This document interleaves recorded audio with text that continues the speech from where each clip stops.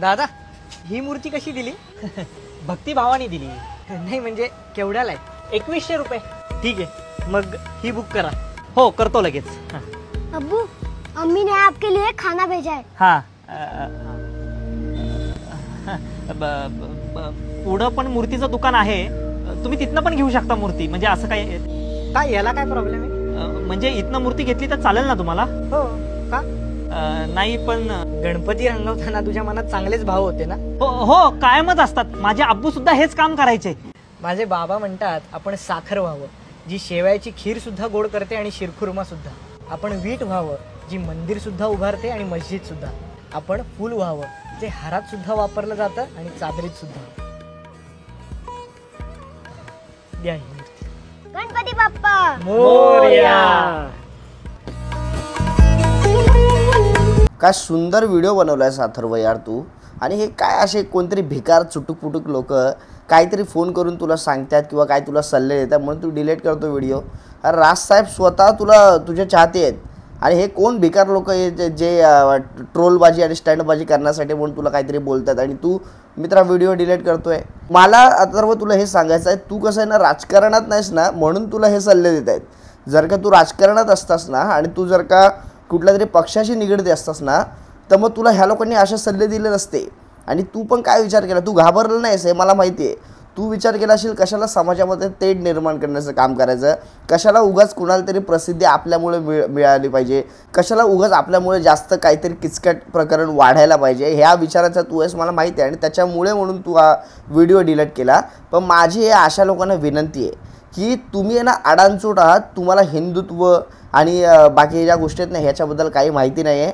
उगाच फक्त आपलं शिवाजी महाराजांचा जय आणि आम्ही हिंदू जय श्रीराम हे असे नारे लावून तुम्ही काही हिंदू नाही आहेत।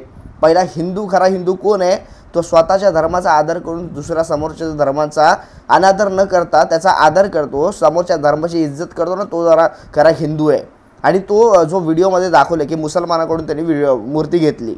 आता मुसलमान हा तो भारतातला मुसलमान आहे ना, तो काय पाकिस्तानमध्ये जाऊन मुसलमानाकडून मूर्ती घेतली का त्यांनी? म्हणजे तू तुम्ही आता मला बोलायचं ना ते पक्ष तुमचे कुठले असतील ते असतील, तुमच्या पक्षातल्या तुमच्या घरी हे मुसलमान लोक येतात ते चालतात का तुम्हाला? मामींकडे मुसलमान कोणी आलेला चालतो का? वहिनींकडे कोणी मुसलमान आलेला चालतो का? आणि तुमच्या घरामध्ये किंवा तुमच्या पदाधिकारी आजूबाजूचे असतात सगळे त्या लोकांनी मुसलमानांमध्ये उडबस करून बकरी ईद असेल किंवा काही रमजान बिमजानला गेलेलं चालतं का? टोप्या घातलेल्या चालतात का?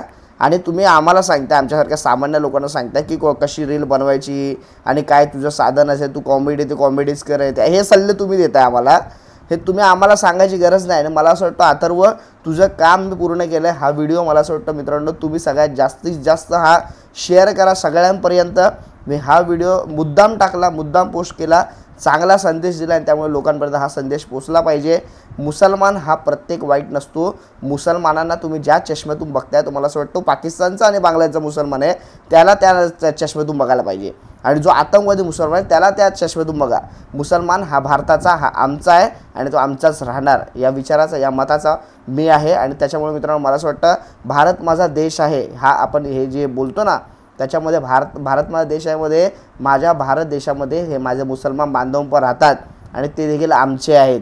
आणि त्याच्यामुळे तुम्ही फक्त हिंदू मुसलमान या दंगली गडवण्याच्या विचाराने या सगळ्या गोष्टी करू नका। आम्हाला सगळं माहिती आहे आताचा शिक्षित भारत आहे, आताची मुलं शिक्षित आहेत आणि त्यांना सगळं माहिती आहे राजकारणी कसे आहेत। आणि या राजकारण्यांनी म्हणजे खास करून त्या आता मला नाव घ्यायचं ना पक्षाचं सगळ्यांना माहिती आहे। आणि त्याच्यामुळे मित्रांनो मला तुम्हाला एकच सांगणे आहे की आपला खास करून मराठी मुसलमान असेल, खास करून आपल्या भारतातला मुसलमान असेल, याच्या पाठी आपल्याला खंबीरपणे उभं राहायचं आहे। आणि हा आपलाच आहे, हे आपल्याबरोबर राहतात, आपल्याबरोबर क्रिकेट मॅच बघतात, आपल्याबरोबर खेळतात, आमच्या गणपतीमध्ये आमचे किती जण मुसलमान बांधव आमचे गणपती बसवतात। आणि हे तुम्ही सल्ले देत आहेत का मुसलमानकडून मूर्ती घ्यायची काय?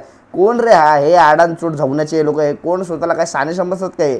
मी टाकला व्हिडिओ बघू कोण काय बोलतंय ना मला बघायचं आहे। आणि मला बघायचंच आहे की बाबा रे कोणाच्या दम आहे ना बोला, मला मेसेज करा, फोन करा आणि बोला की बाबा रे व्हिडिओ डिलीट कर, बघतो मी कोण आहे तो व्हिडिओमध्ये अथर्वला सांगतोय की बाबा रे तुला त्या ज्या गोष्टी माहिती नाही त्या गोष्टीत पडू नको म्हणून। अरे तुला काय माहिती आहे, काय गोष्टी तुला माहिती आहे, तू काय तुझ्या ज्या माहिती आहे त्या गोष्टी सांग। या लोकांना फक्त आणि फक्त स्टँडबाजी करायची मित्रांनो, बाकी काही नाही।